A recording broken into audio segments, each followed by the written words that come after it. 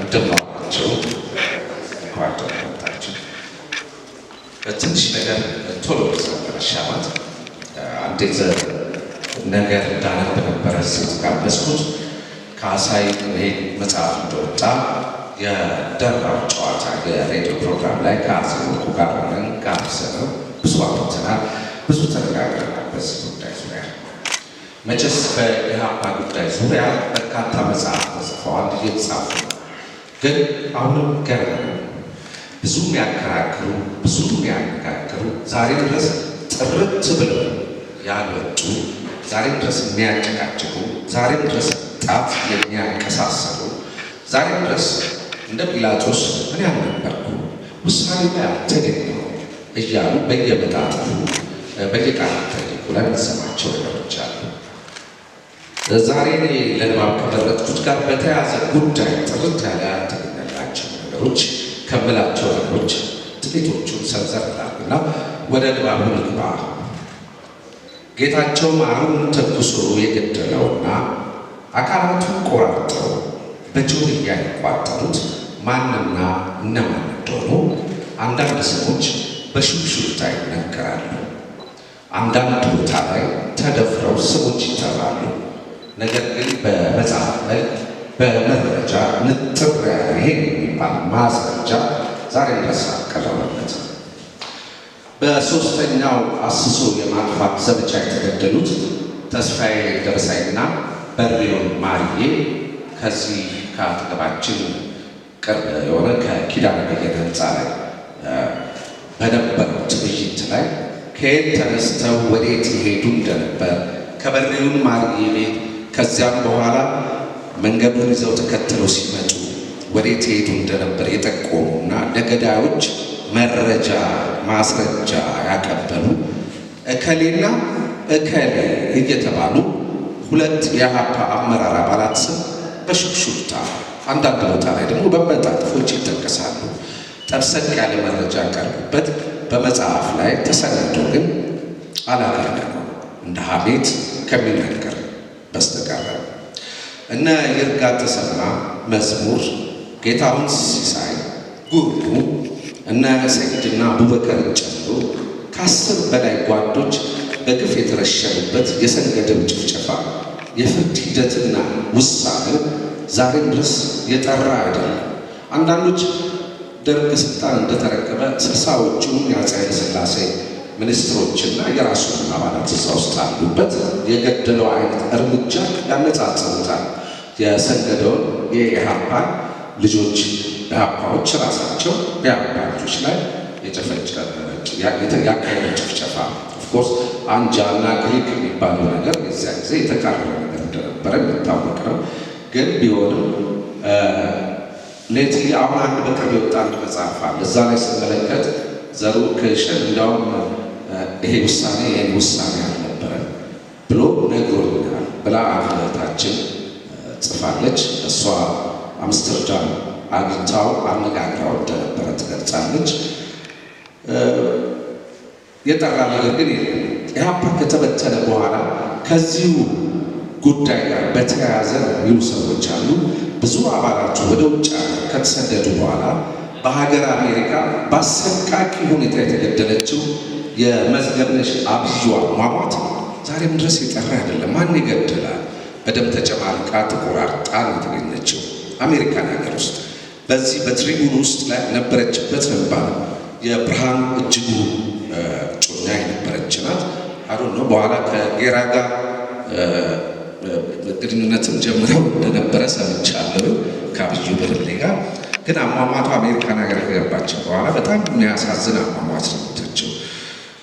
ማን ገደላት? ከኢህአፓ ጋር የተያያዘ ነው በሚባለው እሱ ይሄም የጠራ ነገር የለውም።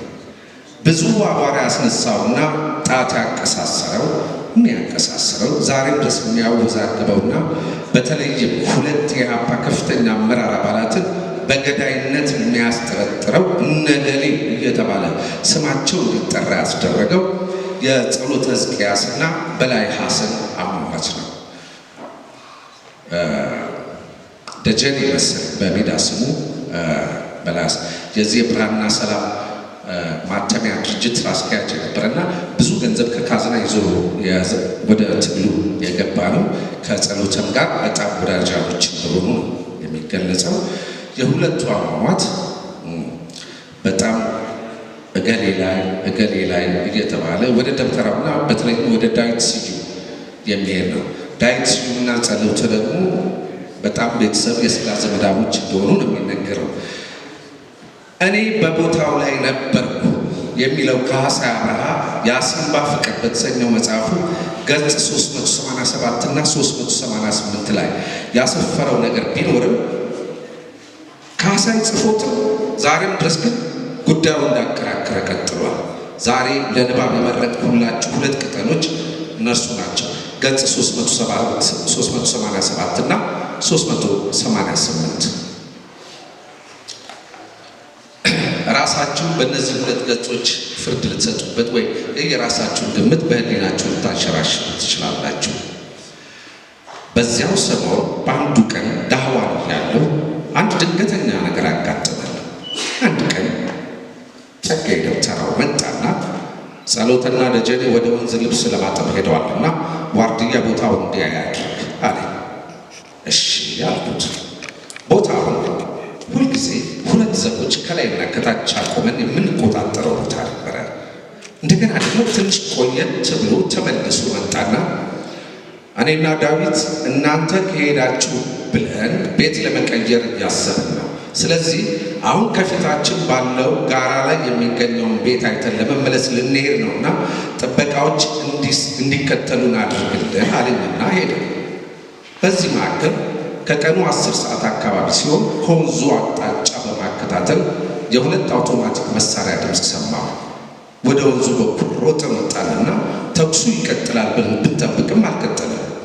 ጋንታችን የሰው ብዛት ከሌሎች ጋንታዎች በላይ ነበረችና በ3 በ4 ተከፋፍለው ቦታ እንደያዙ እኔ ተኩሱ ወደ ነበረበት ወደ ወንዙ አቅጣጫ 6 ጓዶች ይዤ ሄድኩ። ስደርስ ጸጋዬ ደብተራው ከወንዝ እየወጣ ሽጉጥ ወደ ሰማይ ሲተኩስ አየሁት። በጣም ስለምወደው እያሳደዱት ስለመሰለኝ በድንጋጤ ከያዝኩት ከለላ ወጥቼ እርሱን ለማዳን እየሮጥኩ ወደ ነበረበት ሄድኩ። ጸጋዬ ደብተራውን ሳየው እነ ጸሎተም እዚያው ነበሩና የሆነ ሰው እነርሱን ገድሏል ብዬ አሰብኩ። መጀመሪያ ዳዊት ከጸጋዬ ደብተራው ጋር ነበረ። አሁን ጸጋዬ ደብተራው ብቻውን ሳየው ምናልባትም ዳዊት ተገድሎ ጸጋዬ ደብተራውን እያሳደዱት ይሆናል ብቻውን የሆነው ብዬ ጸጋዬን የሚከተል ሰው ካያችሁ አነጣጥራችሁ ምቱ ብዬ ትእዛዝ ሰጠው። ካህሳይ ነው ይህንን የሚለው። ከዚያም ጸጋዬ ደብተራው ወደ ነበረበት ወደ ታች ወረድኩና ምን እንደተፈጠረ ስጠይቀው ደጀኔ ጸሎተን ገደለው እና ደግሞ ደጀኔን ገደልነው አለ። በሩጫ ወደ ወንዙ ሄጄ ስመለከት ደጀኔ ከግራ ዓይኑ በታች አፍንጫው ላይ ተመቶ ሞቷል። ጸሎተ ደግሞ የግራ ደረቱ ላይ ነው ተመቶ የወደቀው። ጸሎተ አጠር ያለ በጣም ቀይና ጢማም ነበረ። አጠገቡ ዳዊት ቆሞ ወንድሜ ወንድሜ፣ ጓዴ ጓዴ እያለ እየጮኸ ያለቅሳል ዳዊት። እኔ ስደርስ ጸሎተ ነፍሱ አልወጣችም ነበርና ተሸክመን ከፀሐይ ወደ ጥላ ወሰድነው። ትንሽ ቆይቶ ጸሎተ የሆነ ነገር ለመናገር እየጣረ እየሞከረ መናገር አቃተውና ወዲያው ስሩ ተገታትሮ ምንም ቃል ሳያወጣ ሕይወቱ አለፈች። ከኔ በኋላ ተከትሎ የደረሰው አበጀ ነበረ። ምክትል ኮማንደር ነው አበጀ። ኮሎኔል አርማየሁ አስፋው መሆኑ ነው። ከዚያም በቅርብ ያሉ ገበሬዎች ሰምተው መጡ። ገበሬዎቹ ሬሳውን ገነዙት። ነጠላ አልነበረውም። የኔን ነጠላ አውጥቼ ሰጠኋቸውና ገነዘው ይዘውት ሄዱ።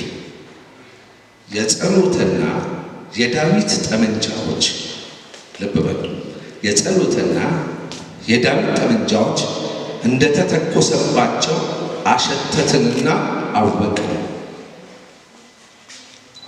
ከአሳ ሕክምና ላይ የነበሩ ጓዶች የጸሎተን መሞት እንዳወቁ መጡ። እና አምዴም አለቀሱ።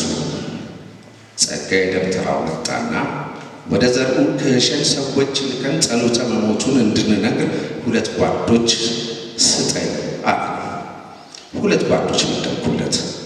እንደገና ቆየት ብሎ ሐሳቡን ቀየርና አንተ ራስህ ሂድና ንገረው አለኝ። ማ ደብተራው አንተ ነህን ጠራሁትና እኔ ከአንድ ሰው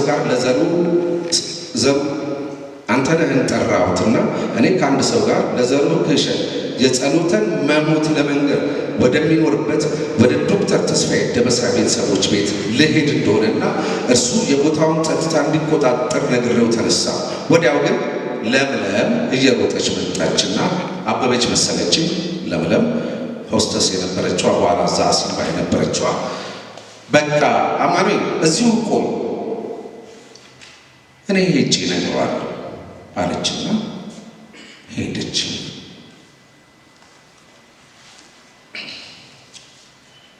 አማኑኤል ነው የሚነግረን። በዚህ ጉዳይ ዙሪያ ዳዊት ስዩም አንድ ወቅት ላይ አንድ መጣጥፍ ላይ ተብሰልስሎ ጽፎበታል። እኔ የለሁበትም በሚል በዛ በሰንገደ ውሳኔ ላይ ዘሩ ክህሸን እኔ እንዲህ አይነት ውሳኔ አልሰጠውም፣ አላስተላለፍኩም።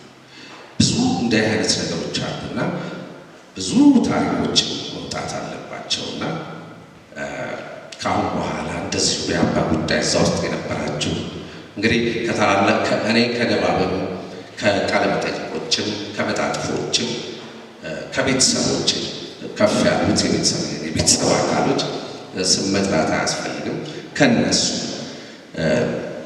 ያገኟቸው ተረኮች ወይም ደግሞ የነበሩ ሂደቶችን በመከተል እነዚህን ጥያቄዎች ላነሳ የቻልኩት። በመጨረሻ አንተ ረጅም ሰውዬ ገራገርነትህና ትህትና የዋህነትህ ከቁመትህ በላይ የሆኑት ከሐሳብ አማኑኤል ያልተመለሱ ዳናዎች በሚል ርዕስ ያሳተምከው መጽሐፍ ለምረቃ በመብቃቱ እንኳን ደስ ያለ።